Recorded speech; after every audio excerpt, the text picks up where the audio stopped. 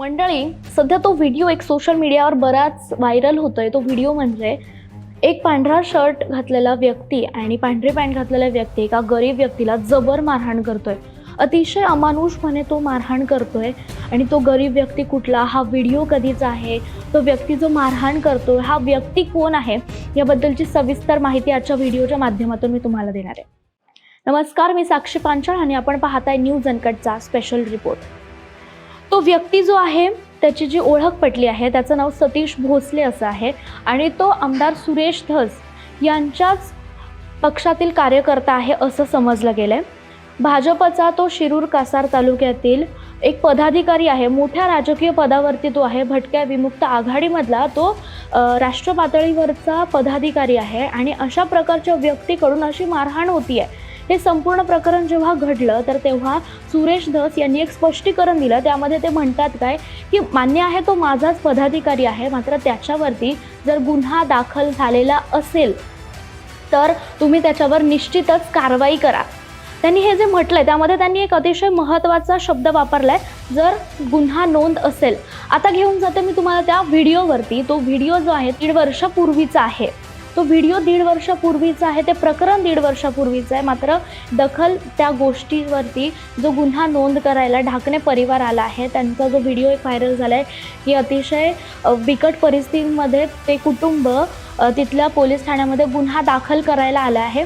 ती मारहाण जी आहे ती मारहाण 8 ते 9 दिवसांपूर्वी आहे। हे प्रकरण 1.5 वर्ष आधी घडले। आत्तापर्यंत हे प्रकरण दाबलं गेलं होतं।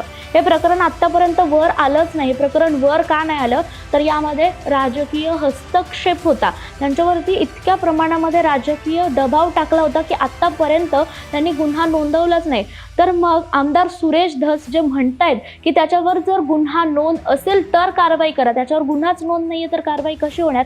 आणि आत्ताच्या घडीची अपडेट अशी आहे की त्याच्यावरती 2 गुन्हे नोंद झाले। ते 2 गुन्हे कोणते तर 2-3 दिवसापूर्वीच त्या व्यक्तीने, सतीश भोसले नावाच्या व्यक्तीने अजून एकाला मारहाण केली होती। आणि तो व्हिडिओ जो तुम्ही बघताय तो व्हिडिओ 1.5 वर्षापूर्वीचा। त्या व्हिडिओमध्ये ज्या व्यक्तीला मारहाण करतात त्याचं नाव राधेश्याम भोसले असं आहे आणि एका कौटुंबिक वादातून त्याने हा वाद घडला आणि त्यानंतर त्याने मारहाण केली आहे। बरे, हा व्हिडिओ व्हायरल झाल्यानंतर सतीश भोसलेचं सुद्धा एक स्पष्टीकरण आलं। त्याने एका मुलीची छेड काढली होती, मित्राच्या बायकोची त्या व्यक्तीने छेड काढली होती आणि त्यावेळेस त्याला त्याचा राग अनावर झाला नाही आणि त्या रागाच्या भरात त्याने त्या पद्धतीची मारहाण केली। मान्य आहे त्यामध्ये त्याला राग अनावर आला नाही, पण हे एकच प्रकरण नाहीये सतीश भोसलेचं। अशा अनेक गोष्टी आहेत ज्या त्याने केल्या आहेत। अंजली दमानिया यांनी एक व्हिडिओ प्रसार माध्यमांसमोर शेअर केला आहे। त्या व्हिडिओमध्ये तो कारच्या डॅशबोर्डवरती 500-500च्या नोटांच्या बंडला अगदी उधळतोय। म्हणजे गुंडगिरी प्रवृत्ती असलेला हा जो व्यक्ती आहे त्याने कितीतरी मारहाण केलेत आणि त्या व्हिडिओचं स्पष्टीकरण त्याने एक दिलं। बाकी 2 गोष्टींचं स्पष्टीकरण काय। आणि मंडळी, एक जो शब्द आहे 3-4 महिन्यांपूर्वी आपल्या महाराष्ट्राला तो शब्द दिलाय सुरेश धस यांनी। तो शब्द आहे आका म्हणून। जर गोष्टी घडतायत, जर कोणी काही अपराध केला आहे तर त्यावरती डायरेक्ट गोष्ट त्या आकावरती जाऊन पोहोचते आणि आका राजीनामा देत आहे। तर या प्रकरणामध्ये सुरेश धस हे जे आका आहेत ते खरे आका आहेत। सतीश भोसलेचा आका कोण? मंडळी, तुम्ही जर सतीश भोसलेचं सोशल मीडिया अकाउंट चेक केलं, कोणतंही अकाउंट चेक करा, प्रत्येक जागेवरती सुरेश धस, माननीय सुरेश धस आमदार जे आहेत ते त्याचे विठ्ठल म्हणून, माझे विठ्ठल म्हणून सुरेश धस म्हणताय। आणि सुरेश धस जेव्हा म्हणतायत की मला तो वैयक्तिक आयुष्यामध्ये काय करतो याबद्दलची काहीच माहिती नाहीये, तर त्यांचा एक ऑडिओ कॉल मी तुम्हाला आता ऐकवते। तो तुम्ही पहिले ऐका, मग मी सांगते।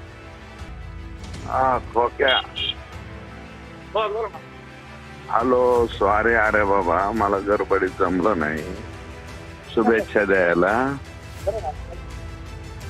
काय नाही, वाढदिवसाच्या बिलेटेड शुभेच्छा। धन्यवाद धन्यवाद, 100% आहे। मला ते काय झालं 99 सुद्धा नाही, 100 आहे, 100। बस ओके थँक्यू बस। हो।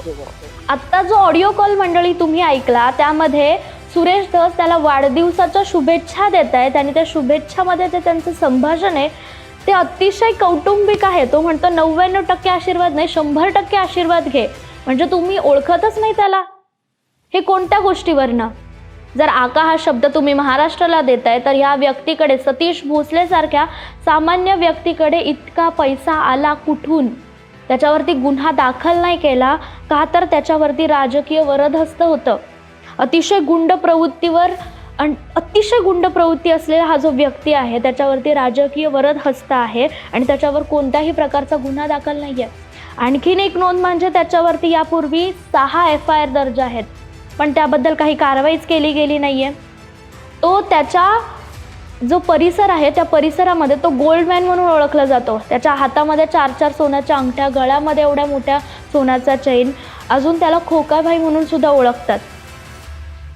6-7 वर्षांपासून तो राजकारणामध्ये आहे आणि राजकारणामध्ये त्याला इतकं मोठं करणारा व्यक्ती कोण हे सगळं पाहायला पाहिजे.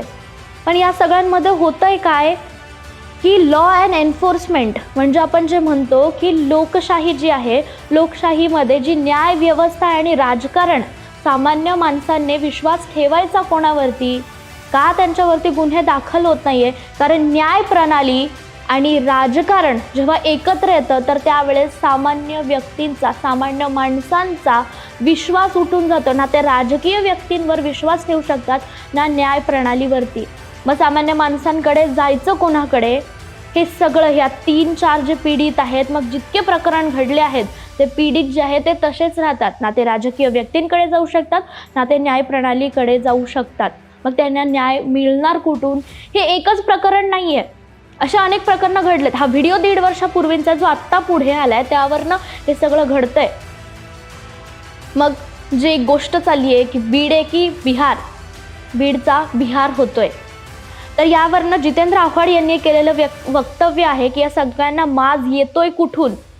काय संस्कृती आहे बीडमध्ये? मात्र हा जो रोग आहे तो पूर्ण महाराष्ट्राला लागायला नको, पण तो रोग महाराष्ट्रभर पसरतोय हे आपल्या लक्षात येतंय. यावरती निश्चितच आपण सर्वांनी लक्ष द्यायला हवं. तुर्तास या व्हिडिओमध्ये आपण इथेच थांबूयात. मात्र अशाच बातमींच्या सखोल विश्लेषणासाठी आणि स्पष्टीकरणासाठी तुम्ही न्यूज अनकटला फॉलो करायला विसरू नका. भेटू पुढील भागात एका नवीन विषयासह. धन्यवाद.